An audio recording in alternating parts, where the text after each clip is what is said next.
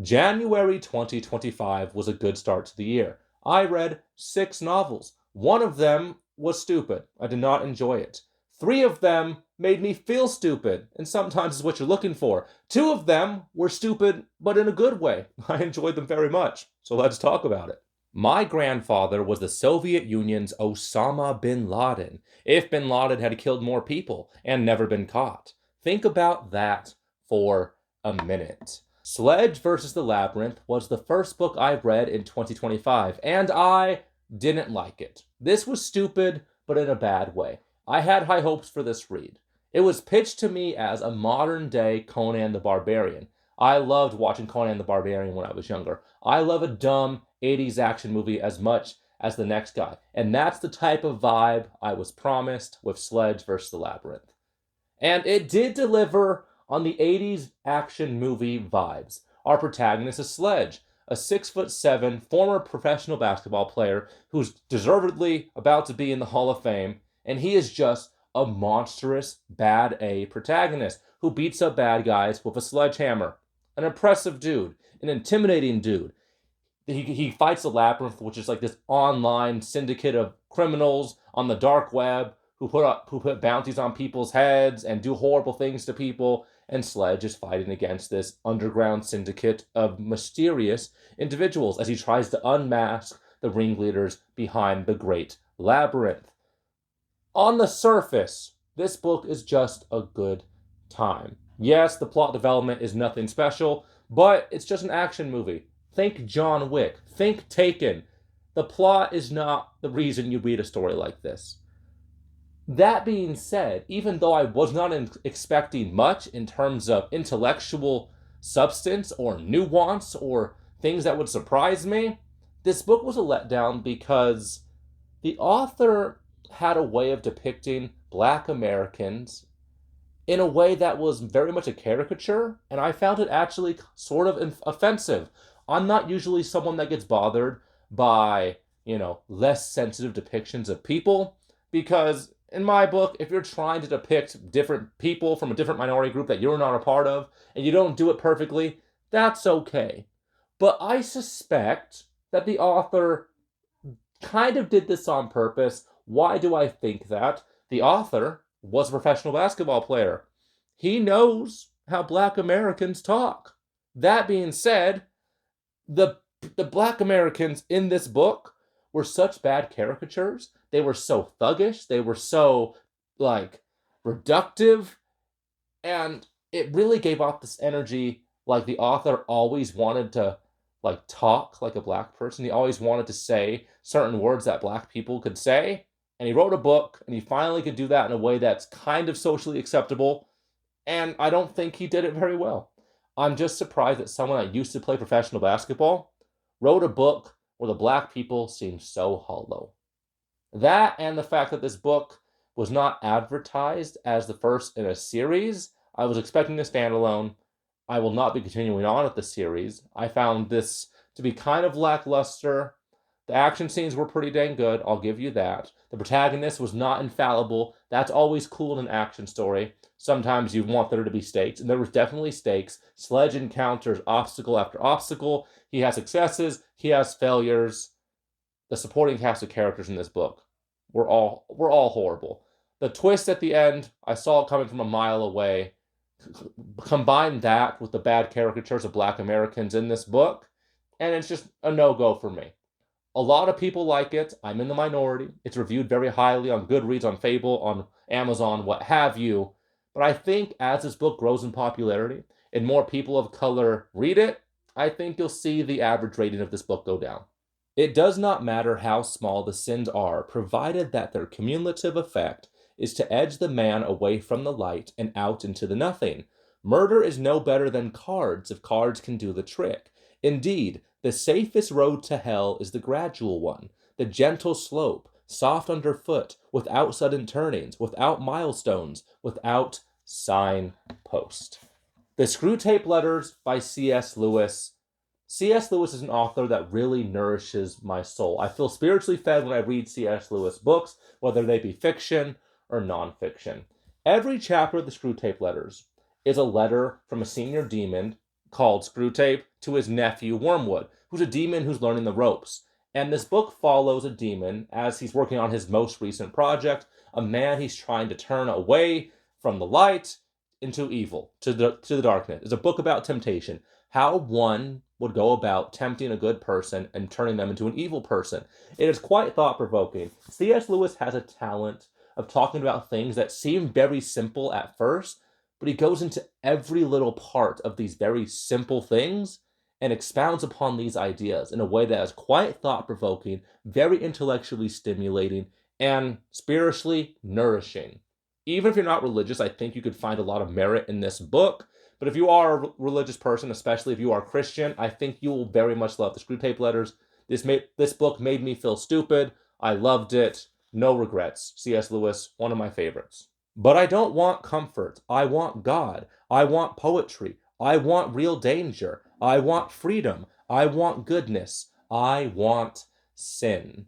Brave New World blew my mind. There is a reason why this is considered a classic in the dystopian subgenre of science fiction. This book made me think a lot about things that are plaguing society today. How our society is addicted and obsessed with comfort and escapism, how we're all living lives devoid of meaning.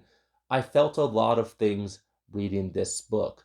Halfway through Brave New World, the plot goes in a direction I was not anticipating, and I think it would have been a better story if the author did not change the path of the story.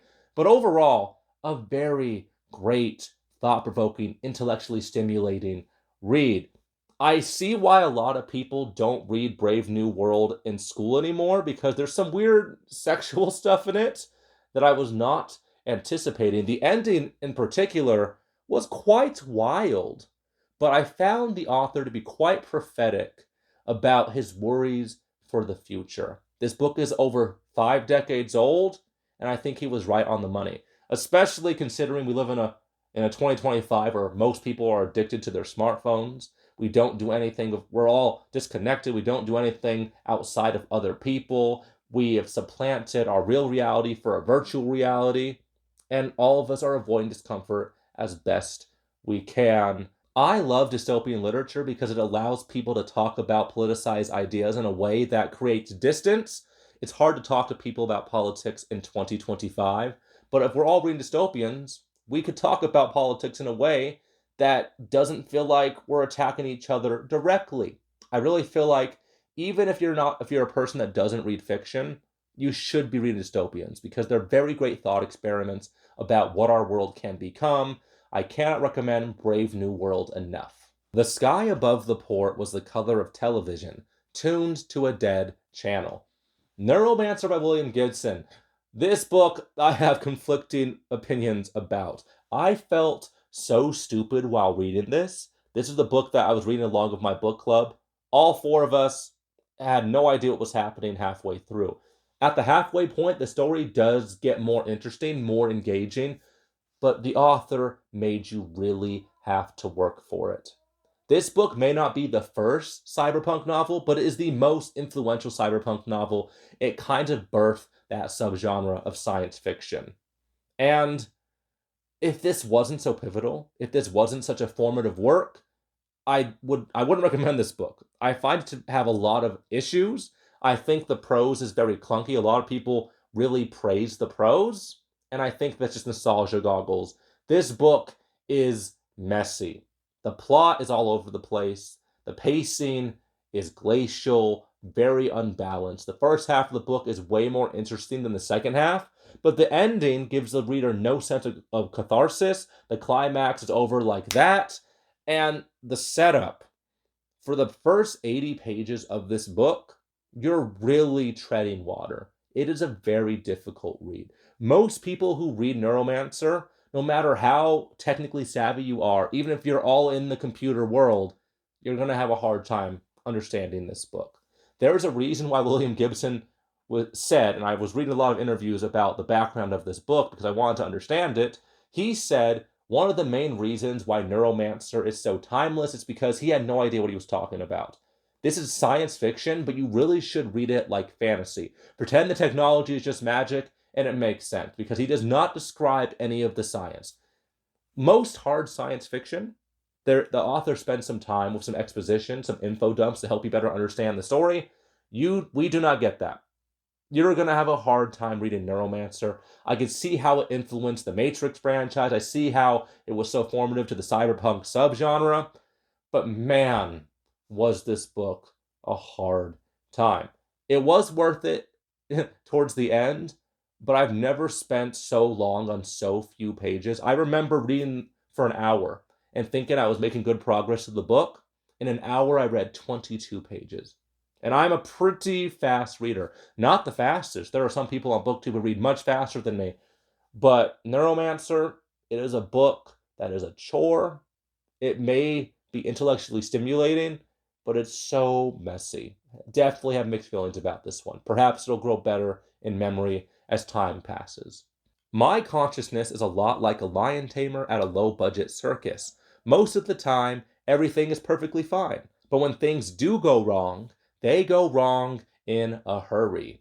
Jack Townsend's Tale from the Gas Station is a trip. It is a mind freak. It is a fever dream. It is so hard to follow, but I finally finished it. I finally finished the fourth and final installment. I have never read a series so quickly, and that's mainly because this series was so confusing that I did not want to give myself too much time in between installments because I wanted to understand what was happening. Every installment of this series left me with more questions than answers. It was quite frustrating. I almost quit the series in volume 3, but I'm so glad I stuck with it.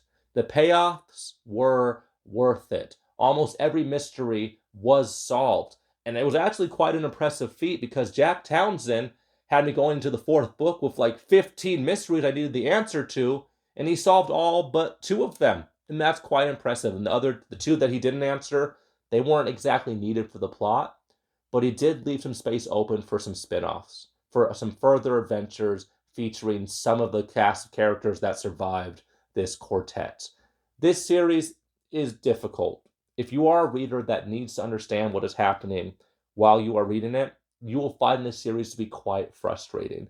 But if you're okay with just some stupid humor, some random shenanigans, some silly dialogue, some very playful, humorous writing, and you're just willing to read a story, read a series, and go along for the ride, just flying by the seat of your pants, I think you'll enjoy Tales from the Gas Station.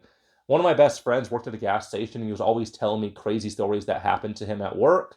This book captured the whimsy, the randomness, and the creepy eeriness of working at a gas station, and I loved it. I see why this series has a cult following on the internet. It's deserved. This series really has a very unique voice. I love the characters. I loved Jack. I loved Jerry. I loved Rosa. And I missed the characters after the fourth installment was over. I will definitely be tackling the supplemental supplemental material in this universe because I miss the characters and I want to consume everything that's going to happen in this world. If laughter was people, Dave would be a war criminal. Critical Failures 4, The Phantom Pinnace by Robert Bevan. This book was stupid, but in a good way. This series is my guilty pleasure. It is a very unserious, satirical lit RPG. This series follows a group of friends who get sucked into the Dungeons and Dragons world, which is called Caverns and Creatures in this series. I think the author was trying to avoid copyright. It is so stupid. It is so crude. It is definitely bro humor at its best. If you were a fan of the irreverent, inappropriate comedies of the 2000s and 2010s, like Superbad, Hot Rod, Hangover, Drillbit Taylor, you will find these books to be incredibly funny. That being said, if you watch those old irreverent comedies and you cringe because it's very inappropriate and not politically correct, steer clear of this series. The 10th installment was just published not too long ago, and I will definitely be up to date with this series before the end of 2025. It is my guilty pleasure. It's hard to recommend to other people, but I love it so dang much. I love the characters, and the audiobook productions are masterful. Sometimes you just want to read something that's stupid, and Critical Failures scratches that itch. I also read 5 short stories from various authors: Stephen King, Ray Bradbury, Fyodor Dostoevsky. I'm pretty sure I butchered his name. Nothing that really stuck out too much, but one of my goals for 2025 is to read at least 2 short stories for the year. I'm behind schedule, but that's only 104 short stories in one year. I'm definitely going to get that done. I also started 2 manga, Vinland Saga and Erased. I'm very early in both these series. I will definitely be finishing Erased first because Vinland Saga is massive, but it's set to be finished complete in the year 2025 or early 2026. So I think I dove into Vinland Saga at the perfect time. Some quick analytics before you go. I published 10 videos to the channel in January. The goal for 2025 is 150 videos, so just over 12 videos a month. So I'm behind schedule, but I'm going to catch up. Only 85.2 watch hours. That's not very good. I was actually trending upwards in watch hours, but January I kind of fell off because life gets in the way. But I think February is going to be a great month. I have some manga reviews planned. I have some graphic novel reviews planned. I have some series reviews, and I got some, you know, discussion videos planned, which is outside my wheelhouse. But I think I have some good topics that you guys will find quite interesting. One goal I'm abandoning quite early in the year. One of my goals that I stated in a video, like 7 goals I have for 2025. It's one of the first videos I published this year. One of the goals was to not post any TBR videos, and that's bogus. I think even though TBRs cause me to have anxiety, I think TBR videos are helpful for you guys that want to read along with me. So I won't be publishing a TBR video for February because we're already in February. But at the end of this month, I'll be posting TBRs at the end of every month for the rest of the year. So if you guys want to read along with me, you can. The focuses for February is going to be Alan Moore's graphic novels, V for Vendetta, Watchmen, and From Hell. I will be finishing Lonesome Dove and hopefully at least one series of manga. So you guys have that to look forward to. I think January was a pretty good setup month, but February is going to be a way better month. I look forward to finishing it off with a bang. I almost forgot. Jordan from the future. What was my book of the month for January 2025? Tales from the Gas Station Volume 4. This was a hard decision.